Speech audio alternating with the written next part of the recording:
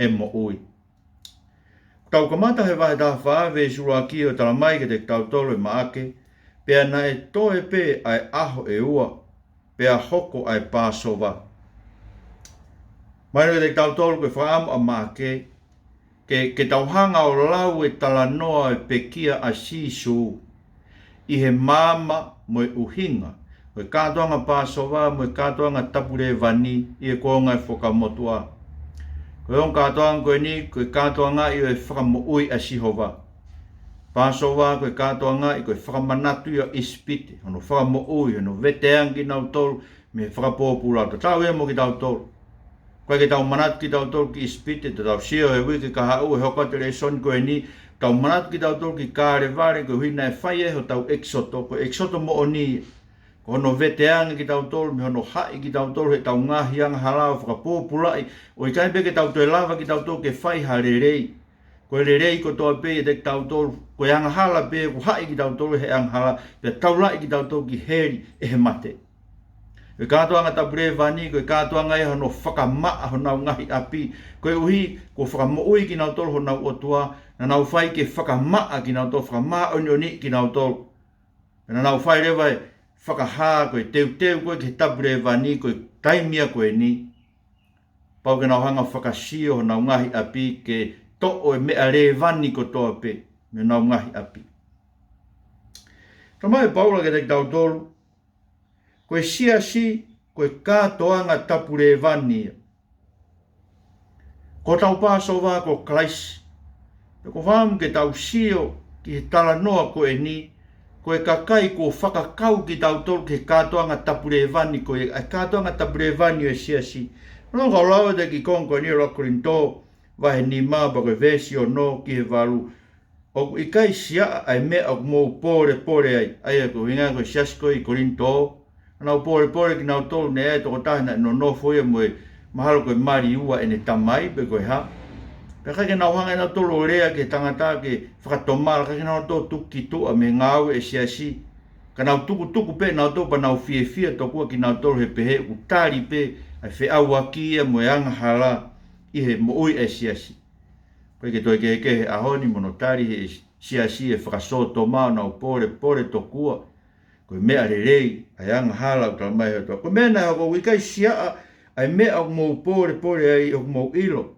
Ka lawe ha me i re vani ki takaonga maa, ka o re vani kotoa. Mou tafi ki tu ai re vani mua. Ka mou hoko koe takaonga ko ngahi fo o tau mo mou tu ngā. Koe ngahi fo i mata ai re vani pe asiri he kua feia fok ho tau Pasova ko Christ. Koia, ke tau whai ai kātoa ngā. Kai ona tau whai ake revani mua. O maa e revani koe loto koe me ngāo e pango. Ka tau whai ake ai mea ta e revani koe maa mo e mooni. Tau whai e kātoanga koe inga ke mo ui e siasi. Tau koe kātoanga tapure vani eni tau mo ui e siasi. Tau hanga tafi revani mua ko whakafo o e tau mo ui. Ko whea Christ ko tau Pasova ko ne ave e tau mate. Tau whai e kātoanga tapure vani. Koe ke tau kei whai ake revani koe loto kovi, mo e ngāo e pango. Kau tau whai ake maa, na moe mooni. He kau ilo, tanoa e apostolo, ka lawe haki me i revani, e revani mua, e revani e loto kovi, pe hange kono o mai koe ni whi au aki ke pore ai siasi, mo e whakasoto maa ke pore ai siasi ahoni. Ka lawe ha mea pehe, pe a oku revani koto, ai koe whakaukau tamai tāku o revani hono koto. Neongo ke pego koe te ke tui koe whakasoto mab, ka koe uhi ku lawe mea ko ia ke siasi koe kauki ai, uri kotoa e mea kotoa pe.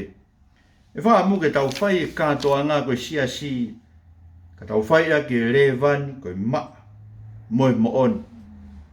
Tanoa koe ni koe ngahi revani ke hekehe ai e tolu.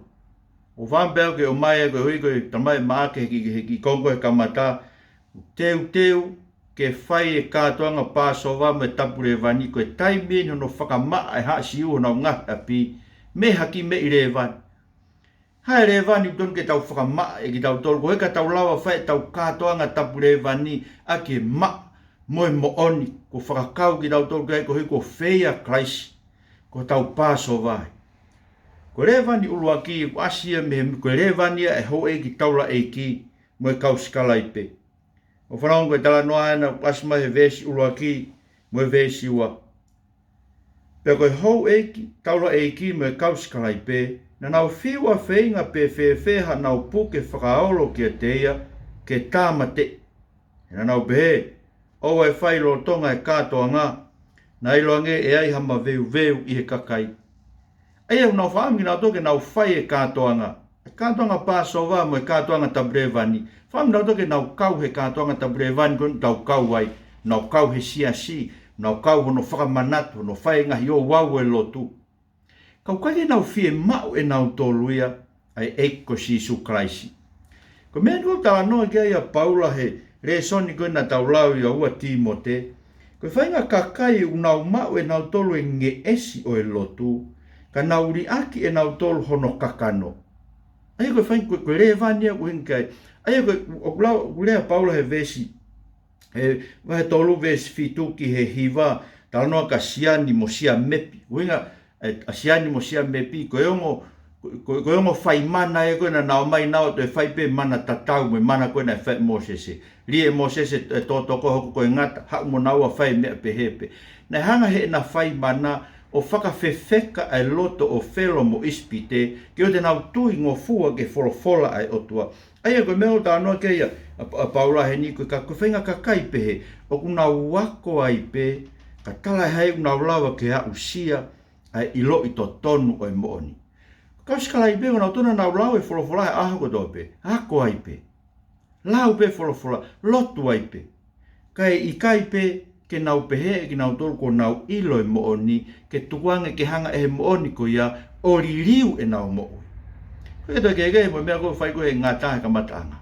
Whanongo pe ia ke wholofola e tua kai hau ia whehu ia, mooni koa. Whanongo ke mooni koa. Ngai whehu ia o ku whai koe e kakai pehe. Kakai umau e whotunga i tu ai lotu. Ka koe ke nau whemau na toa kalaisi. Ai koe tene hanga riu kawa e nau moui. Ke hanga koe tala noa koe a Paula. Ke mau e kātaki. Ke mau e ngai mea whakatangai moui mamahi. Ke mau e whalala ki he otua tene lava hao whaki tau tau. Ke mau e fia. He whanonge wholofolo ai otua o kore. Ke ririu e tau mo. Koe whainga kakai. O lau ki ai e tohi whakahaa koe. Ke siasi koe. O ku mā whana pe. So koe kakai pehe. Mā whana pe mo ui ia koe uhi. He.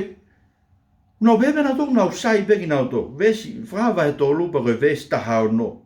Whanau koe tala noa eni. Ka iho o pehe na. O mā whana pe. O i kai te ke mā whana pe mo moko. Koe ia o kou te upu aki koe me hoku mutu. He koe pehe tō kua. Tū koe koroa ia. Io. Ko mau mea, pea oku i kai haku masiva. Ai ko kakai upehe. O si mao ai mea kotoa pe. Kai ke ufie mau e au ia. Kai ke haku masiva anga oku ia. Ke uhanga ai kia karaisi o kore ene kere si.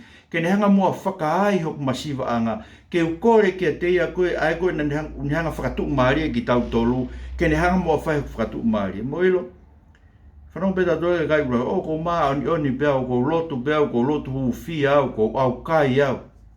Au kai tu o ua hanga koe tala noka e whare si o whake upaanga ke to tonga ke kau misinare i whee pia tau he sāpate ko mā oni pia. Ko whenga whakakau e ko whenga levania e hoa i taura eiki. Os whemau peke ke whai e kātoanga ke ukau he o wau lotu, ke whai o wau lotu, ka koe te whemau Sisu Kraisi ke niriu e kumo ui. Ko levania uton ke tau Tafi ki tua. Ka inga ko whambeke Ko whambe ke uongo i tatau mo koe, o ta fia he mau e whainga maria ako tō peke lau whaka aho e wholofola ai eiki. Ko ta mau e whainga maria ako tō peke tau mai o lotu hu fia he fia ki minte tolu noa, tau kore tau ngahi mea. Ko mo ilo, e hoko mea koe ako e koto whaka mawhasia kia te koe, o ka mau ke mau pe koe nge esio e lotu, kai te ke mau e koe no kakano. Ka pau ko hau pe ko ia ke ko hau ke lotu hu fia ko lau wholofola pe ko hike ke o ngoi ku ke o ke fai ngai mea o ke peheto koe koe ngai ngā ue ia o tonu ke fai I he ao e otua. Ka koe te ke o ngoi koe I o loto, ke fai mea koe ko fie fia. Ko fie fia ke hau whiohi mo e ko si su klaisi. Koe ngoi koe whai ngā maari e lotu ke tau unu atu mālohi ai ke talonio e kere si, talonio e otua. Ai koe nei kai lawa ha taha ia ke hū ke ko ngai whakamo tua, koe taula e ki lahi to taha pe, tu o taha pe he mahi e ta. So tau taula ni tau lawa unu ke taloni ko ia aho ko toa pe, koe uhi koe ta e ko si su klaisi, ko whakaofi ki tau tolu ki ai. Ko omanaki pe o ke hau, koe koto fie fia. Koe te ke hau mo levani e kau hoi taula e ki me kau skarai pe. Koe whai whakawhatongia, koe whai befu o wau I tua. Koe ke hane li riu ana e tau moi. So koe whakawa e tolu vesi wa noa e urea e ki. Koe ni kou tuu he matapa. So ke hanga whai e siasi koe ni. Pe nau tolu nau tuu maari o sma e mea kotoa pe. O au ke nau whi maa na ta sisu. Tua sisu I tua tuki ai. Whakamuke whakahuma sisu ke wheo hi moia. Whakahuma ke tau kai o mohe moia o hangai koe mea koe nei whai e saimone koe kiria. Pau koe saimone koe tahia o ka kai nei whakamaa he e ki ho nau kiria. Pane hanga whakahuma e ki ke ne kai o mohe moe ke na keinanga whakataha moia. Whakaamui. Ka kuke maure vai mo ui he eiko si sukaraisi. Fie he whaafeohi moe eiki. Fie he wheo moe ne wholofola, fie he wheo moe ununuat mārohi ke he lotu fia, fie he unu mai o kau whakataha mono siasi. Ko levani hono wā, ko levani ka siutasi. Rau mai ke te tautoro he vesi hongo fulu moe taha. So ke mea siutasi na e whai. Pea ko siutasi Iskariote, na ne alu me ai ke ho e taulo ai ki ko hui ke ne lava ki ia ke te knauto. Pea nau whanongo, Pe nau whanong ke ne lau, na nau fie, pe nau tala ofa, ke angi hane paanga. So, ke loto siutasi ia, ke loto be ke mao hane paanga. Mao e pea si isu, ke mao hano tāpuaki. Pe ko tui e ka inga whatokanga ki tau tolu, koe mea ton ke tau Tafi ki tua. Koe tau whai koe ne kātoanga tapure vani e ki tau kau kia I hono siasi, ton ke whakatokanga ke tau koe ko hau beke siasi, koe hiko sio ke mao ha mea maau. So ko whenga whakaukau e siutasi. Ko hau peke malanga ke mao ha mea maaku. Ko hau peke he siasi ko hike mahaku lakanga. Ko hau peke ai ko hike umalanga. So ko whakaukau whakasiutasi. Pakau ka whai hafuaki, o ko whai pe fuaki ke mao haku tāpuaki. So o ku whai kotoa ngai mea kotoa pe ko e sio kita pe. Ko e sio pe ki ha mea maaku. Ke mao e au maaku. Whakau mo be e ka inga koe taha enyo ngai mea. Ngai ia ngahala ko tau mo ua e kau wesiriana. Ko he tau omi tato ke lotu. Ko he tau tokangi tato ke eiki. Ko tau whaipe to e lotu ko he koe tau wivi.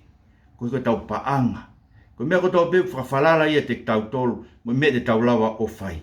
Ko he tau whalala ki tau tolu. I he eiki. Ramai si isu ia ngāwa he wanoa ves tolu ni ma.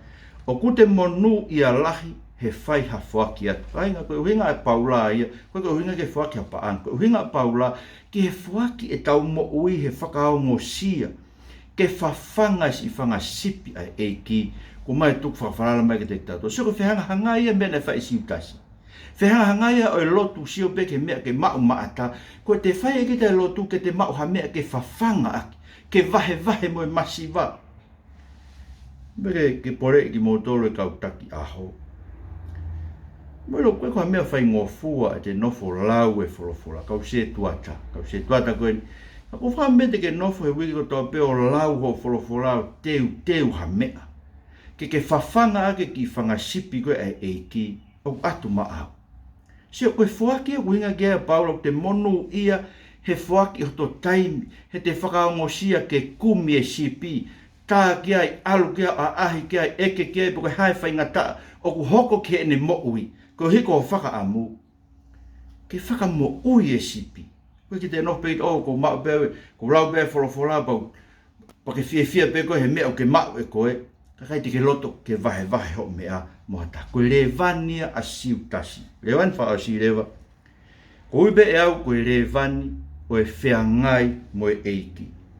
He mo ke mea na e hoko. E tarange si su hao e si whewhine koe mea na whai si whewhine koe ni he talanoa. Ha mo ne hina alapa sita. Panehanga o foa i hina. Panehanga pani akia ai ulu o eiki. Pea la au ngai fukaka. Ngai fukaka ia tafuru e fifine. He fai fukaka more pehe. Ka mo se kei lawa e eiki. Tangarewa e eiki. I he vesi hiva. Ko au e ko talatu. Ko vesi vesi ono. Ka ula tuku ai pe ai fefine. Koe haa o mo whakamamahi ai kia te ia. He koe ngau le ia kone whai. Koe mea ke masiwa te mo whea ngai ai pe mo ki nau tolu. Peka mo ka loto ke whai ha ofa ki ai. Pea whai ngofua. Kahe i kai te mo whea ngai ai pe mo au. Koe ki konga ko ia. Ko pehego mena e au sia e fefine koe ni. Koe fefine ni na e whea ngai ia mo e eiki. Nā ne mau e ia ai whakakoloa koe oi mo ui whea ngai mo eiki. Pako whamau ke uia koe levani a tautoro. Koe levani ni o ka ke totono ke tafi. Koe levani ni o tono ke o mai o aihe tau mo ui. Koe mo ui whea ngai mo eiki. Mo sio koe mea ko uhinga kia e eiki. I he wahi tolu ne whakaosia ke vesi tolu fitu e ne pehe. Koe mea ko tala ke te mo tolu ko tala ke kakai ko toa pe mou leo. Ka hanga whewhe tau leo. Tamare me paula ke te tau tolu ya uraku Tesalonaika vai taha nima. O koe uhinga e reo ia ke a koe ta e te ke toe mohi. Koe uhinga e reo tamai paula ke te tau tolu whanau kau lao ko ki taua koe kakai o e aho. Tau ta ai e kof tau koe tui mo e ofa. Mo e amanaki mo ta tau. He nai kai tu uni ki taua e otua ke hou hau ia ka ke lava i mai ai whakamo uiho ta eiko si sukaraisi aia na ne pekia koe uhi ko ki taua. Pa koe uhi pe kuta a pe kuta mohe ke he ke ta whakataha i he mo ui whea ngai mo ia. So koe re oi. Whekau iau whai si suke kai koto pe koe mea nei whai he fine koe ni koe mo ui whea ngai mo e ki pe teke a pe teke mohe. Ka kuke mo ui whea ngai mo eiki. Kainga koe levani koe whea ngai mo eiki ia. Koe ke lahi a mea eke whaki he eiki. So ke si whewhine koe ni.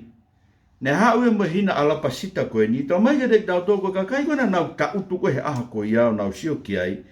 Na nau ilo ves ni ma ka pau e whakatau e loloni. E mauai ha tēnari e tolu ngeau tupu. Te whake masiwa. Koe tēnari e taha e vahe o e aha ko toa pē. Ko tēnari tolu ngea utubu whafuafua, koe vāhenga ia o e tau kakato. Nau, sio he ahoni, koe whafuafua koe ke vāhenga, ka pau ke ngau e full time i Australian, koe vāhenga koe tau kakato e taha, koe paanga e hiwa manu whaafe, ua ngeau whaafaa. Hiwa manu whaafe. So me me taha kilu. Koe mahu inga e mena e whaaki si whewhine koe ni ki he eiki. Mo sio ke levani koe mo ui whea ngai mo eiki. Ko mea ulau ke tau himi o pe, si suwe ko koe pe, si e kumatai kolo. Kai haku si o kehe koe ka pa e mau koe. Koe mau ko toha ia. Me ngai tāpua ko toa pe. Ko whakaamu ki wau sia i e mo oi koe. Si ke si o a mamani. Pe he lau koe e ni koe na nau si o e vesi wha. Koe whai ha mau lolo pe he. Koe umaa. Sio na toke whake e si wewhine koe ni o hange koe sio koe a kau talatala. Sio na tolo koe mau. Sio na tolo ka pai ave pa angaka si isu heke ke ha mea ia ke whawhanga aki ki tau tolu. Ke kai mau ha mea mei whee ke whae kono kumi ho tau wala. Sio ia ka pai ave pa angaka si isu, ka pai ave ene kolo aka si isu. Heke ke ha mea ha malu ia o e tau mo ui. Heke whemau e ke ha pa anga ke tuku pe heke ke malu ia e tau mo ui. Koe sio ia ai kere a kau talatala. Nau sio na tō hangai koe koloa ia koe na hau ka si isu, batarange si isu. Halo whakatau o koloa baka hau mui ka te hau. Nau sio ki nau tō ka hau ka si isu koe koto whakamasiva. Ka inga. Mai paula koe koto whakamasiva e na e nofu he lotu ki mua. Koto whakamasiva e ne pehe, ne tau he lao hao. Sio ai mea koe na e pore ai a paula ia he lotu koe ana na e whai. Koe tauhi pe e ia sio ke maa oni pe a ana. Whiwhine koe ni na whea ngai e mo e ki pa ne ilo e ia. Oku whiunga e ki ia. Ke ave ki ai. Ai kotoa e kukoloa. Musio ka inga ke levani o e ngai mo eiki. Hasi ve fineo ne hanga ai e lolo ke ulo eiki. Koe hui he na ne ilo he ne ngai mo eiki, koe misa ia ia, koe toko taha ia ton ke pani aki, a ene koloa koe a ana. To ton ke more kotoa ene mea kotoa pe koe hui koe ko hono eiki hau ia ke fuaki ka kato ene mo ui koe hui koe mo ui a ana, ke atu ene mo ui ke fetongi a ke mo ui a ana, ke atu ene mo ui koe ngahia ngahala a ana. Halo pe te tau ilo whakaata mai pe. Koe si fine koe ni. Na e whea ia mo eiki o ne ilo. O ku whiunga a sisu ia ke ave ki ai ene matai koloa kotoa pe ihe mo ui. Musa ke lao sisu ke fine. Koe koe whea e fine mo eiki na ne ilo. O ku tewe e kia ke alu ki whaitoka. Ke ne ave ene ngahi anga halao tanu i whaitoka. Tara mai Paula koe mea tau whakatata aki koe he tau papi taiso. Koe tau papi taiso. O ku tau kau ngā te rio ki tau tolu he tau ngahi anga hala moe eiki. Sio ke si fine koe ni, whengai mo eiki pa ne ilo. Kai ke ha koloa ia e lahi ke ange mai eiki koe o alu ki whaitoka ave e ngahi anga hala koe aina ton kene tau lai ne mo uiki he mala ia moe mate. Fia si fine koe ni kene whai e ngā aue teu e eiki ki whaitoka. Mo sio ke levani. Pe whengai mo eiki, na lau he eiki, koe ngāwe le lei ko ne whai ki a te au. Kainga, koe ngāwe le lei, koe ngāwe ko ke whai koe ke mau maau, hono le lei, ke pore ho ma oni ke whai ngāwe le lei. Koe ngāwe le lei na whai e whewhine, na ne whai ea koe koe ne whengai mo eiki, na ne whai ea koe ne ilo e eiki, na ne whai ea ihe eiki ko si suklas, bai i kai te tau ihe eiki ki tau tolu. Hoko koe ngāwe kovi tau ngai ngāwe rei ko toa pēa ki tau tō. Io e kai ke hala, koe uhinga a Paula he ne tala noa koe ke kakai whewhine i a rakti i mote wahe ua. Whakakau a Paula ke si whewhine koe ni whanong kau lau. Ne kai ke aha rea ia e whewhine. Kai pe ke aha rea e whewhine o au ke ne ose tala noa. Whakalongo pe si whewhine ko ene mea pena e hau mo ia. Ene lolo koia pena ne whai e whakarea e mo ui whea ngai mo eiki. E si fine koe ni. Mo seo whanong ke lao Paula koe whai koe rakti mo te wahe ua o ne pehe. Ko hoku loto ke kau fine. Ke nau ai e teunga koe ni uo moeanga maa moeanga whakamau maa. Ke nau teunga ia i ngahi ngāwe lelei koe mea o ku tau moe kau fine o nau la vutu ke tauhiki he eiki. Koe mea ai whewhine ke taria konaki o whakalongo pe o whakavaivai ai pe. Koe whewhine ia koe. Whewhine whea ngai mo e ki mo mea i kāinga. Tau whenga tau kāinga lo tau sia si ke tau whokotu e mea koe. Ke take mātua tangataka kumo ilu. He kai ke lawa ke tua ka mātua tangatai o take o kapai ke moha kai whewhine hange koe whewhine koe. Nau whea ngai mo e ki. Ko heke lawa ke na wanga whaka o tua ki na tolo fia, he ngai mea ko toa pe o ku whai whakatatau ki he wholo hatau. I ke hala, he ngata pe i whakaukau a Paula ke whiwhine koe, ngane whakaukau ke whiwhine koe ni, he ne nai ko whai ke kau koloa ia o lakti motu vai anuna ne peanke kau koloa e nai ke te nau tolu koloa ia whakai mama koe ni, ke o te nau wanga hiki, o maa ke tu e nau wharala he koto tae mauna koe koloa, kāki he otua o kune omi ai mea ke o fulahi ma tau whia maari e pe. Nei nai ke nau ngāwe aunga. Ke nau koloa ia i he ngāwe rei. Ke nau nima homo o anga whia tokoni. Sio peo tau kāinga lo tū, ka mate ke lahe tau ki seniti. Ngoi peau ia he. Mate pe ke unu mai mo se tāne ia, tala mai whakamore pa angahe. Ai ha mo ha. Sio ke ofa ke masiva me ngai mea ko ia ka mat pe tau ngoi tau tolu to kua ke mau e ke malu e ki se ni te sia si lahe ofa ke masiva me ngai mea ko tau fotu ko visionia tau sia si na uhinga tau mai pa anga ko to mo sio ka ina ka me e lahe ka pau te ke mo ui fea ngai mo e ki te ke fia ko he ngau e ake ho koloa mo koloa ko to pe tau tanak ke fai ake ngau ake ofa ake sia kau masiva. ke langa ake kakai o te ke fia koe ke fai e mea ko tō beku fina ngalo kia e ko si su kraisi aki e tau kolo mo se ke ko anga si be fine koe ta mai si su ko feitu ko tō pe malanga aki ai e kosperi e o ngona ai ai ngau e rea aki ai foki ai mea na e fai si fefineni ko e whakamanatu ke te uhinga uhi tohi ai e ni ngau e na e fai ki he eiki i tohi tapu he koe ngāwe ia e whea ngai mo e eiki i ene mo ka inga whambea tau kore mo te eiki ai ke to'o me te tau tolo e revani whakangari koe ni e hau eiki tau la eiki me kau skarai pe ai whai pe uo wau i tu a sino pe ko kea ne ngāwe ena ho tau loto tau kore ke to'o e revani a siu tasi tau ompe ke lotu koe mea pe koe uhi pe koe mea pe tau saia ke ai koe ke mauaha te mea mauaha te whai ngā ngoi whakalau maari suka whai ngā mea koe te hau ke he ki hoa lotu ko he koe te ke mao e ko ha mea pe kai koe tau o mai ko tau fia he whea ngai mo tau eiki pera pau ke mo i whea ngai mo eiki te ke ilo e ko koe ke haa kolo au e lahi ke whaki ke he eiki wham ke tau lotu mo a tari mai tau lotu tau kore mea ko ia ke eiki tari mai tau lotu